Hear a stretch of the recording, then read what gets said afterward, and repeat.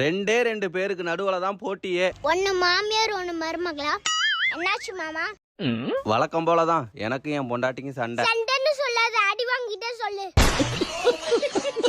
நான் சொல்ற மாதிரி பண்ண, உனக்கு சண்டையா வராது.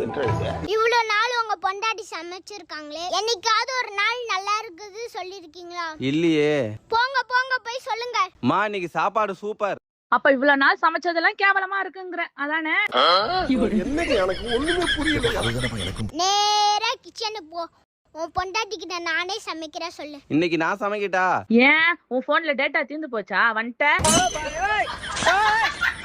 இந்த பொண்ணுவே சம்பள நாள் அன்னைக்கு கொஞ்சமாவது சந்தோஷமா இருப்பா. அப்ப போய் சமாதானம் பண்ணு போ. சம்பள காசு வந்துருச்சு, உங்களுக்கு அனுப்பிவிட்டேன் பாருங்க. என்ன சம்பளத்துல 10 ரூபா கம்மியா இருக்கு? மளிகை கடைக்காரனுக்குலாம் யாருல கொடுப்பா? மடையா மடையா. போ அந்த 10 ரூபா என்னாச்சுன்னு கேட்டு வா போ. ஐயோ என்ன இப்படி வீங்கி இருக்கு? ஒரு பொண்ணோட மனசு ஒரு பொண்ணாலே புரிஞ்சுக்க முடியலையே. அது மின்சாரம்